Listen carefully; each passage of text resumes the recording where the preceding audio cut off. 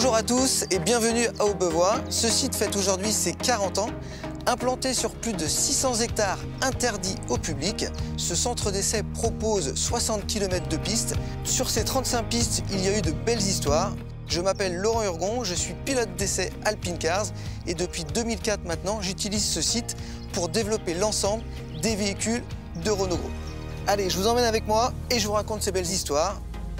Aujourd'hui, on est à bord de la nouvelle Mégane E-Tech. Pour notre premier essai, on va rentrer sur la moyenne montagne. Donc c'est un circuit qui fait 5,8 km, très sinueux.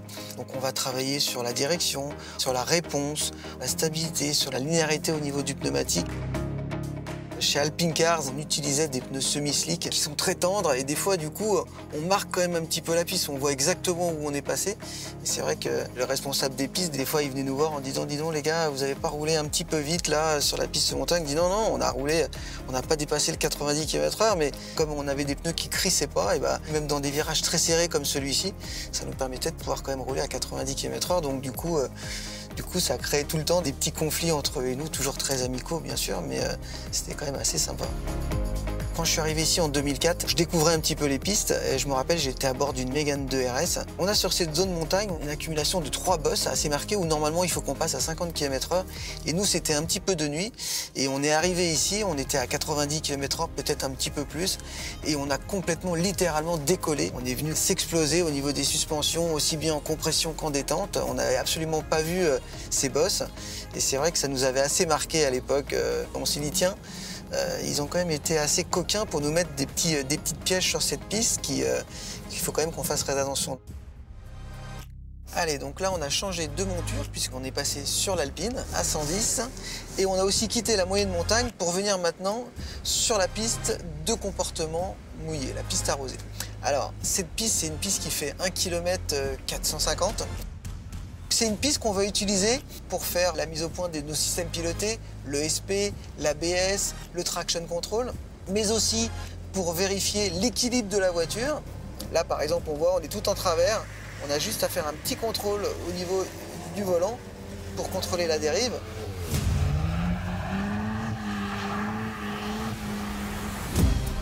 Comme on le voit, c'est une piste qui est quand même assez vallonnée. On a forcément des accumulations d'eau qui se font dans les parties basses. Donc il a fallu adapter un système d'arrosage pour avoir une hauteur d'eau à peu près équivalente sur la piste. Donc il fallait quand même être culotté pour dire on va créer une piste mouillée, vallonnée. C'est une belle prouesse aussi de technologie cette piste. Allez, là maintenant on va vous faire découvrir la piste de comportement. Donc c'est une piste que j'affectionne particulièrement. Elle fait 3,9 km. Elle est vraiment parfaite pour mon corps de métier, à savoir la mise au point châssis. Et au bout de ce virage, on a le pif-paf de sortie. Avec une Alpine, on peut s'amuser à faire un appel contre appel. Alors on va faire partir la voiture en travers d'un côté, on va faire un léger transfert de charge au milieu, elle va repartir en travers de l'autre et on va regarder comment la voiture ressort. C'est un virage qui est pas évident, il faut rentrer avec beaucoup de vitesse dedans.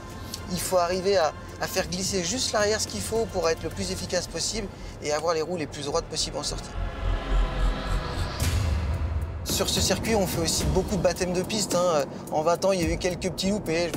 Le virage qu'on vient de prendre, là, je suis sorti, j'ai mis quelques roues dans l'herbe et puis je suis venu toucher les grillages.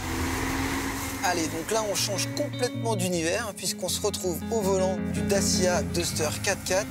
Ne me demandez pas de savoir combien il y a de distance exactement, mais en tous les cas, ce qui est sûr, c'est qu'elle est très arpentée. Elle a tout ce qu'on peut retrouver pour développer un 4x4 aujourd'hui, des croisements de ponts, des trous de bombes. C'est la première fois que je viens sur cette piste. Je suis très curieux de la découvrir. C'est assez sympa. Et puis le comble, ça serait vraiment que je m'enlise. Ça serait quand même assez incroyable. Un petit clin d'œil à tous mes collègues là qui vont, je pense, bien se moquer de moi. Puisque d'habitude, je suis plutôt partisan de la piste de comportement et de chercher la performance. Donc là, aujourd'hui, je change de registre complètement. C'est pas pour me déplaire d'ailleurs. Attention, Urgon est dans la forêt.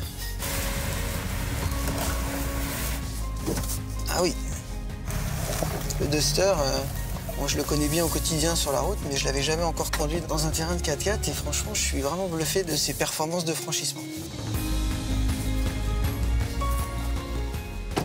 Et bien voilà, on a fait un rapide aperçu de toutes les possibilités que nous avons sur le centre technique d'Aubevoie.